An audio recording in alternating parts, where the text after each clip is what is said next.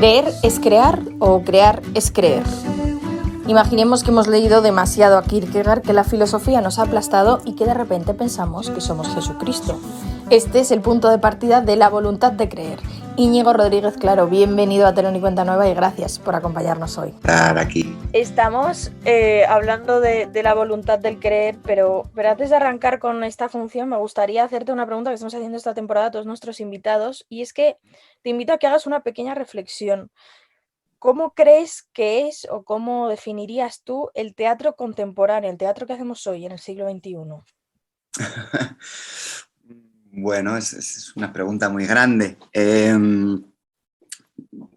Bueno, yo cuando hablo de esto, por ejemplo, en un contexto de pedagógico, cuando hablo de esto con alumnos, les suelo hacer una definición muy sencilla, que el teatro contemporáneo es el teatro que se hace hoy, que está hecho hoy para el público de hoy, y yo entiendo por teatro contemporáneo Lope de Vega, Pablo Messier, Shakespeare o una obra de creación, ¿no? Creo que la palabra contemporáneo a veces confunde un poco, parece que uno estuviese hablando del formato o del estilo, y para mí realmente el teatro contemporáneo es el que está pensado, diseñado, ejecutado para el público de hoy, para el contexto socioeconómico, cultural del espectador del siglo XXI, ¿no? Básicamente. Bueno, es una muy buena aproximación, la verdad.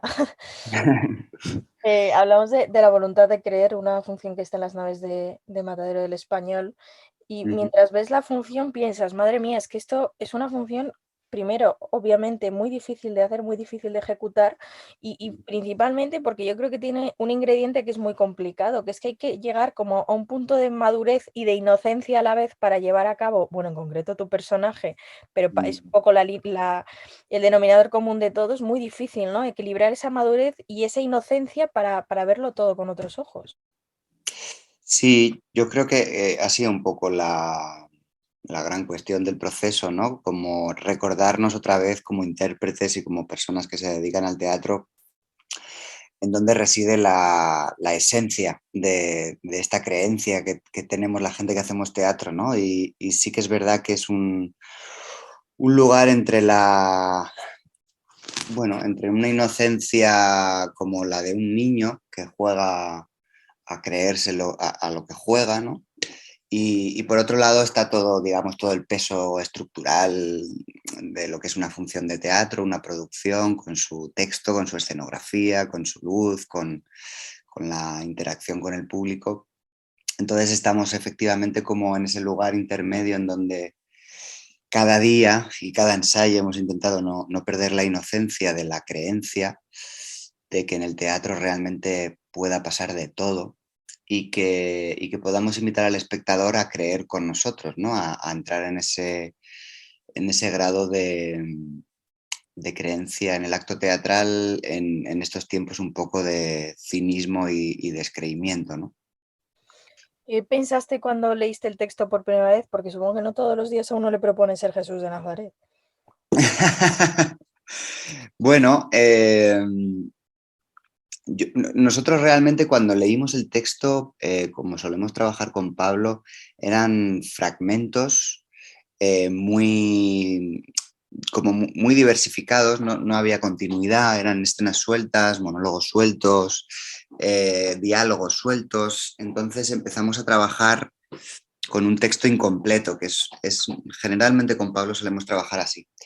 Eh, y él tenía una idea que venía de la propia película de Dreyer, que básicamente es la que plantea el argumento y todo lo demás. Y a partir de ahí empezamos a trabajar y el texto se fue cerrando, consolidando a partir de 2 residencias previas que hicimos al proceso de ensayos. Y ahí fue donde se fue como definiendo cada personaje, definiendo cada situación dramática, definiendo el orden. Es decir, que nuestra primera impresión sobre el texto fue una especie de collage que podíamos intuir a partir de la película de Dreyer y de la obra original de teatro que es en la que se basó Dreyer. Y a partir de ahí empezamos un poco a entender, pero luego ha variado muchísimo de la primera idea que Pablo tenía y de algunas de las ideas que había en el texto. De hecho, ha habido mucho texto que se ha ido, texto que ha entrado nuevo incluso durante las funciones.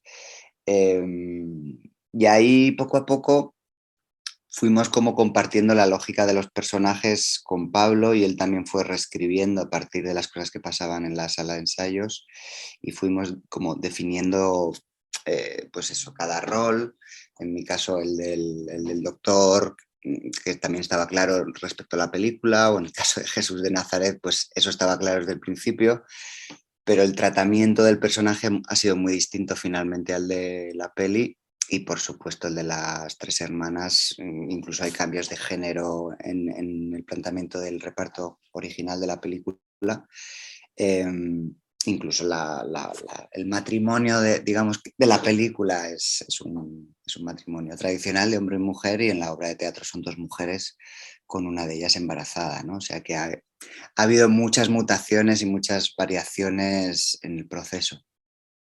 Bueno, es que es un proceso que ya como nos estás contando ha sido muy complejo, pero además porque la propia función requiere que lo sea, porque todo el rato actor y personaje entran y salen de la acción dramática.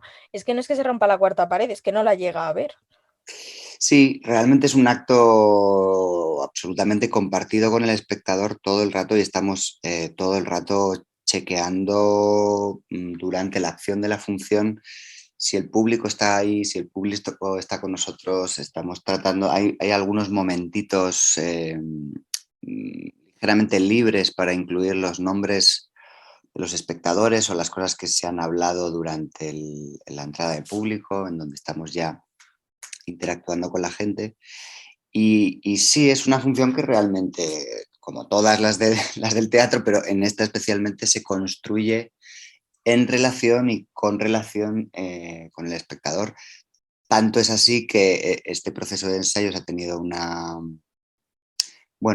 curiosidad bastante considerable, que es que desde el primer día de ensayo ha habido público en los ensayos. Con lo cual, incluso la propia dramaturgia, la concepción de nuestra relación con el espectador y demás, ha estado muy, muy, muy afectada y muy tocada por esa presencia constante durante 45 días. Algunos días no había público, pero fueron los menos, y algunos días hubo tal vez pues la mitad de la sesión, pero siempre ensayábamos las cosas y luego las testábamos con público, y Pablo también reescribía las cosas cuando venía el público.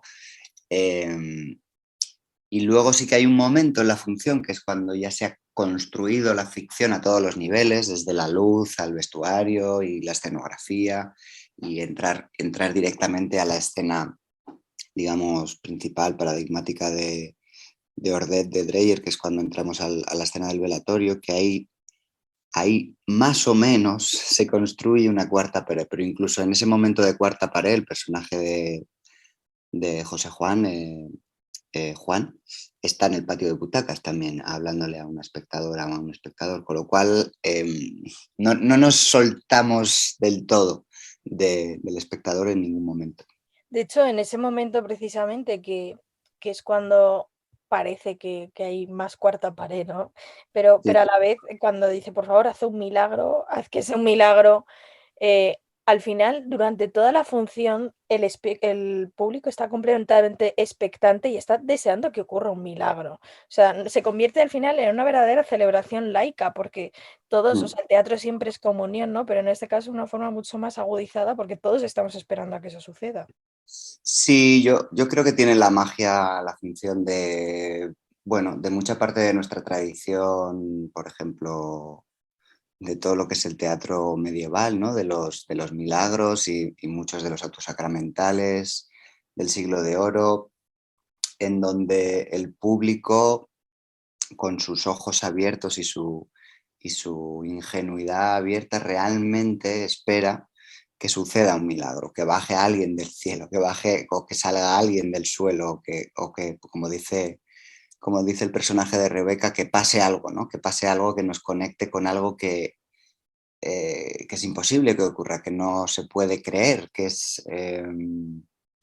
y bueno, como en la vida ya estamos tan acostumbrados a las cosas prosaicas, funcionales, prácticas, y de alguna manera no es que nos hayamos alejado de la religión, sino yo creo que nos hemos alejado más de la espiritualidad y de tal vez la capacidad del ser humano de creer en el poder de las ficciones.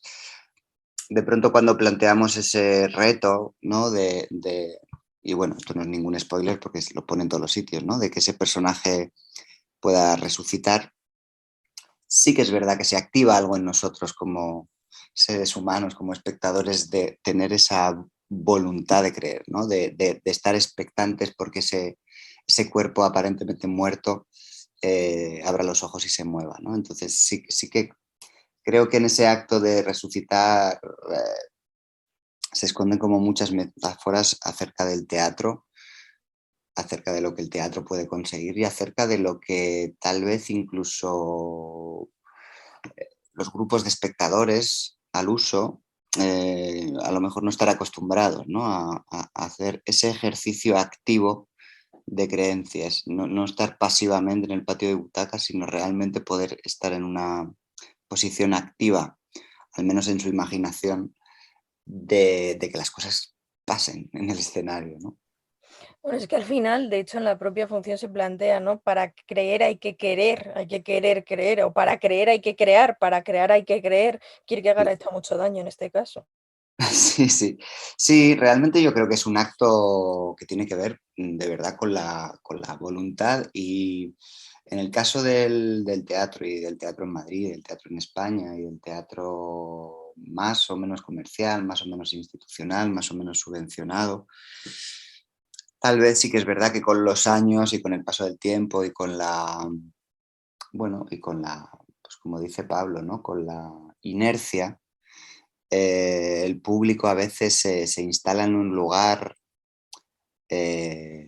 muy delicado y el público además pierde conciencia de que está en un teatro, ¿no? A veces en alguna contada ocasión nos ha pasado pues que el público habla en el teatro muy alto o mira sus móviles, ¿no? Como si realmente eso que está haciendo ahí no afectase a la función, ¿no? Como si estuviese viendo una plataforma en streaming que puede pausar y darle al play o poner y quitar cuando desea, ¿no?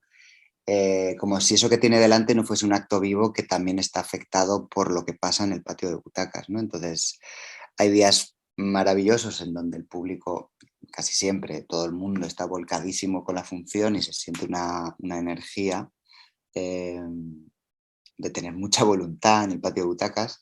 Y algún día ves como lo frágil que es el acto teatral, porque en cuanto una persona eh, no es consciente del poder que tiene el desconectarse de ese acto que está delante de él, hay algo que se fractura, que es muy frágil, ¿no? Que en el caso de esta función eh, es muy difícil obviar todos los hechos que ocurren en el patio de butacas que no tienen que ver con estar con los intérpretes, ¿no? Es como, porque realmente nosotros estamos intentando incluir todo en la ficción todo el rato, pero hay momentos que es difícil porque la función tiene que avanzar, ¿no? Pero ahí es cuando ves realmente cuál es la voluntad real del público, que es básicamente, hay una frase que dice el doctor en un momento dado de la función que yo pregunto a los espectadores si estamos juntos o no, si están aquí, con todo lo que esas dos preguntas significan, ¿no? Y Así que sí, otro, creo o sea, es principal e importantísimo la voluntad de los intérpretes, pero también la voluntad compartida con los espectadores. de hecho, es que otro de los grandes momentos que me pareció una llamada de atención maravillosa, en el buen sentido de la expresión, quiero decir, es cuando se dice: Está pasando el tiempo", y después de un largo silencio, lo sentís. Qué forma de escucha tan activa, ¿no? De repente, efectivamente, ver el tiempo pasar, que, suena, paradójico, pero no lo es. Sí, sí que es muy curioso que uno cuando va al teatro a lo mejor no es muy consciente de que el teatro básicamente es un triángulo de espacio, tiempo y presencia, ¿no? Eh, y a veces, por esta misma inercia que tenemos con que nos ofrezcan las ficciones delante de nosotros sin que nosotros alteremos lo más mínimo eso que está delante de nosotros, nos acostumbramos a que el tiempo es el tiempo que dura la función y que nosotros no podemos alterar ese tiempo, ni lo podemos sentir, ni podemos habitar el espacio de la función con los intérpretes, ni mucho menos esto que hablaba antes de cómo mi presencia afecta a la acción, ¿no?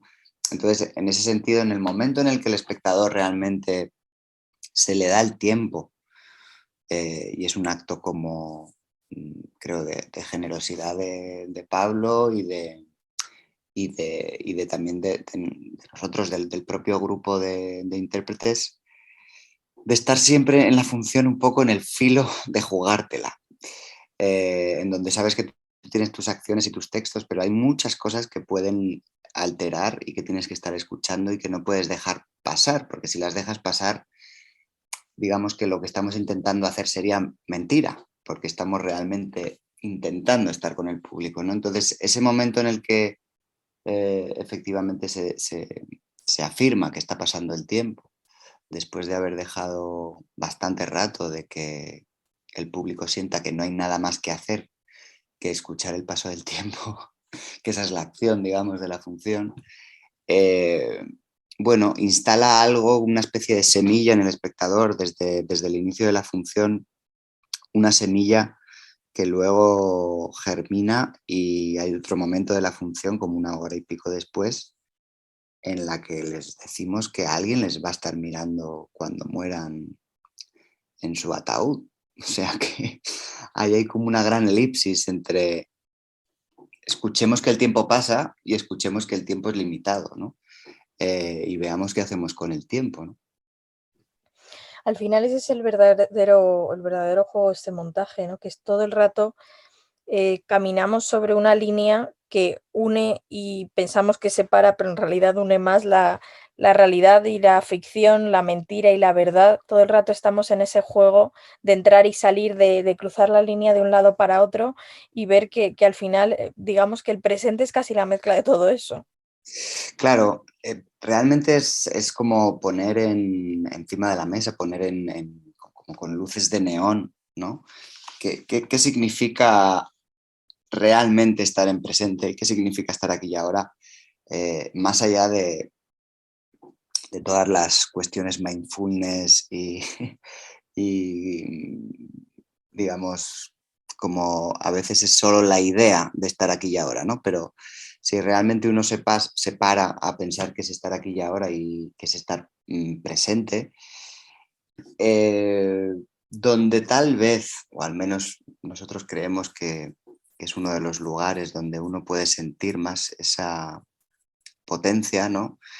Es cuando es mirado por otro y cuando mira al otro, ¿no? Cuando realmente siente ese discurrir del tiempo a través de otros cuerpos, de otras presencias, de algo que está pasando delante de sí mismo y que además eso le está hablando sobre el propio acto de estar juntos y sobre el propio tiempo que pasa al estar juntos, ¿no? Y que aunque estamos viendo una función de teatro en donde hay una ficción, pues sí que hay algo de creer que es igual de importante la presencia del público y lo que hace y los ruidos que hace y si abren un caramelo o se van al baño o al principio de la entrada de público si apoyan la cabeza en la mano o si se quitan la chaqueta.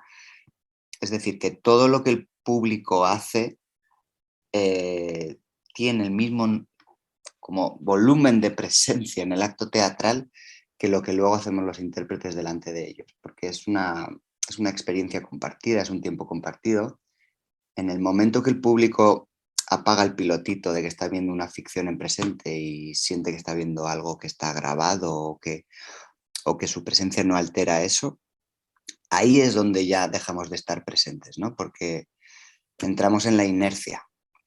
Esa es la inercia que mata el teatro, ¿no? Ese momento en el que hay algo que está desconectando a los intérpretes del espectador, ¿no? Como si pudiéramos hacer las ficciones como si no pasara nada, ¿no? Y realmente sí, yo creo que algo que nos recuerda todo el rato si estamos presentes o no estamos presentes es la relación que tenemos entre intérpretes y espectadores, y que los espectadores también se hagan cargo de que lo que no es ficción, que es su presencia, también es presencia. También es algo que forma parte del hecho teatral, ¿no?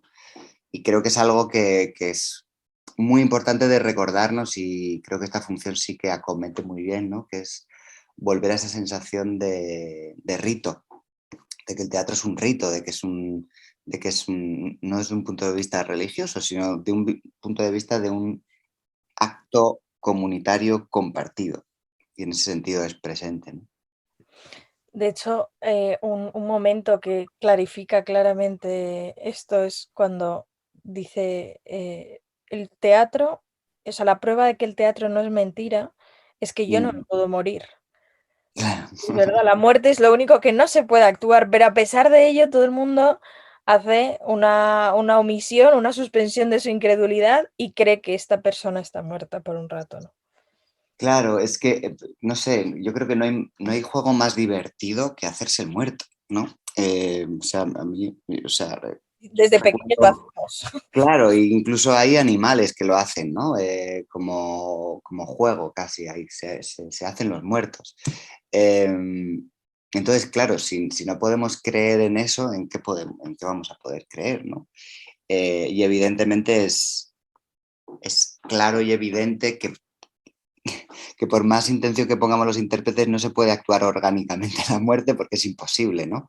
De hecho, a veces nos reíamos en los ensayos cuando estábamos trabajando con Marina y Pablo estaba trabajando con Marina, y decíamos, pero ¿y cómo hacemos para hacerlo de la muerte? Porque vas a estar ahí mucho rato, ¿no? Y estaba como practicando una respiración muy calmada, muy lateral, para que no se viese movimiento, y relajando los párpados, relajando la musculatura para que no hubiera ningún movimiento. O sea que al final realmente incluso eso tiene algo de conciencia actuacional, pero sí que es verdad que es imposible de actuar. Entonces, el hecho de creer que hay un muerto en un escenario tiene más que ver con que quien está mirando se lo crea, a que el intérprete pueda hacer nada más que estar quieto, que es básicamente lo que hace la actriz que hace el personaje que está en el ataúd, ¿no? Pero tiene más que ver con la mirada ajena que con la propia. Sí, bueno, al final en esta obra navegamos una y otra vez entre lo que consigue transformar el espectador a la obra y a la vez lo que transforma la obra al espectador. Mm. Sí, hay una idea que creo que está, no sé, que nosotros la hemos disfrutado mucho creándola, y creo que también Pablo la tenía como muy clara en su cabeza y ha sido capaz de poner eso en el texto y en la puesta en escena, que tiene que ver con cómo construimos las ficciones, ¿no? Eh, el espacio empieza como en una cosa diáfana, vacía, blanca, con un vestuario más o menos colorido, y el espacio escénico, la escenografía va mutando hacia una clara construcción de un set, que además es un set reconocible de una película clásica que reproduce esa escena final de la película, y el público es testigo de la construcción absoluta de ese espacio, porque se van poniendo las piezas, las paredes una a una, se van ubicando las ventanas van cogiendo iluminación, la iluminación va cambiando, y vamos entrando a una lógica de un espacio que no estaba al principio de la función, y que no es que disimulemos que de pronto estamos en un espacio realista, sino que ofrecemos al espectador la posibilidad de ver cómo se construye una ficción, para que luego, una vez que está construida, podamos decir, bueno, y ahora vamos a creer que no habéis visto el proceso y que esto es lo que es real, ¿no? Lo que es la ficción. En ese momento, además, la mayoría de las miradas de los intérpretes ya no trabajan con la presencia del espectador, con lo cual hay una sensación de, bueno, de una escena más naturalista tal vez, aunque luego todo se disparata al final. Con lo cual sí hay todo el rato un juego de decirle al espectador, esto es una construcción, esto es claramente mentira en el sentido de que no te vamos a vender que esto es una ventana de verdad, vas a ver que es una pared de madera y vas a ver entrar las cosas que son una escenografía claramente, evidentemente estilizada, pero vamos a ver qué potencia tiene, ¿no? El hecho de saber que eso es ficción para que el público, más allá de que sepa que es ficción, de pronto pueda tener una creencia brutal que tiene que ver con que lo que no tenía vida tenga vida, ¿no? Entonces, creo que es un ejercicio sobre, bueno, sobre los límites de la creencia y de las ficciones, sobre los límites de la verosimilitud y de qué se cree o no se cree el espectador. Y creo que es una oportunidad para el público también de rebajar su edad, ¿no? Y de mirar con unos ojos que tienen más que ver con unos ojos de nuestra niñez, de cuando jugábamos a que todo era posible y lo creíamos vehementemente durante los minutos que estábamos jugando a eso y lo soltábamos con la misma fluidez y facilidad que puede ocurrir en un teatro cuando se cambia la luz o cuando decimos que ahora estamos en Roma y cambia la luz y en la siguiente escena estamos en Venecia, ¿no? Con esa, bueno, con esa capacidad de asombro y de ingenuidad, que es lo que hablábamos al principio, ¿no? Así Sí, que sí, yo creo que es eso, una oportunidad para eso. y a la vez también, mientras veía la función pensaba, además de ser desde luego una oportunidad casi para replantearte y para, en cierta forma, volver a empezar, volver a mirar con otros ojos, también para darte cuenta que la creencia necesita ser comunitaria. Tanto en el teatro tú te crees que eso es verdad porque todos asumimos que eso es así, como en la vida en general, ¿no? Yo si digo que creo de repente que mi Dios es un árbol, me mandan a un psiquiátrico, pero si se genera una comunidad en torno a eso, se convierte en algo verdadero. O sea, que qué importante es la creencia en lo que sea en comunidad. Sí, absolutamente. Hay una frase que se dice en un momento dado de la función que es que no se puede creer solo, ¿no? Y yo creo que esto es así en todos los ámbitos. Es decir, cuando uno está en un proyecto de la naturaleza que sea, un proyecto ya sea creativo o a lo mejor ni siquiera artístico, ¿no? Cuando uno cree en una idea o visualiza algo complicado que requiere de muchísima dedicación y de muchísima creencia, normalmente necesita creer con la gente con la que está trabajando, con la que está visualizando algo, porque es muy fácil, es muy delicado el cinismo, es muy delicado el pesimismo, y o sea, es muy fácil destruir y es muy difícil construir. Y eso, por ejemplo, en el teatro pasa, ¿no? Yo creo que si nosotros no hubiéramos tenido una creencia ciega, que ya además es una creencia que no es que se limite solo a la voluntad de creer, sino que es una creencia ciega de cuando hicimos las canciones con Pablo, cuando hicimos todo el tiempo del mundo, los brillantes empeños. O sea, hay una creencia en el trabajo compartido con Pablo, en los textos de Pablo, en los planteamientos escénicos de Pablo y en la, bueno, la genialidad que tiene Pablo de imaginar espectáculos, ¿no? Entonces ahí, incluso en eso, creo que es importante cómo en el proceso hemos creído en lo imposible, ¿no? Recuerdo que una de las cosas que más ensayamos y que más cambiamos y que más probamos y que hicimos, no sé, 20 y pico finales distintos para el momento de la resurrección fue pues ese momento, ¿no? De decir, ¿cómo creemos en esto? Pero más allá de creer en esto, ¿cómo le damos forma? Porque empezamos muy desde la película y poco a poco con el discurrir de los ensayos y el tiempo se nos fue mezclando un mundo entre Dreyer y Berlanga. Fuimos como moviendo la creencia de cómo el grupo de intérpretes podía llegar a creer en eso. Y fue muy bonito ver que la creencia estaba todo el rato, pero que también la creencia se movía y la creencia tenía que ver mucho en cómo como grupo podíamos construir esa ficción y hacerla verosímil, ¿no? Y para eso hicieron falta muchísimas pruebas y no fue nunca por una falta de creencia en un formato u otro, en un estilo u otro, en un estilo interpretativo u otro, sino aunar todas las visiones de verosimilitud que teníamos los intérpretes que estábamos en esa escena, ¿no? Entonces, hasta tal punto creo que es delicado el tema de la creencia en teatro, sí. Bueno, Íñigo, nuestra entrevista va a llegar a su fin y ahora ya puestos a hacer ejercicios de imaginación, esta sección se llama Sin café como excusa y a todos nuestros invitados les proponemos que imaginen una persona que no tiene por qué estar viva o un personaje de ficción con el que Uh-huh. se sentarían a tomar un café. ¿Cuál sería el tuyo? Uy, esto lo he pensado mucho, pero creo que lo tengo claro desde hace tiempo. Yo me sentaría con Valle Inclán. Sí. Sería una conversación de lo más interesante, quien pudiera, madre mía. Muy interesante, sí.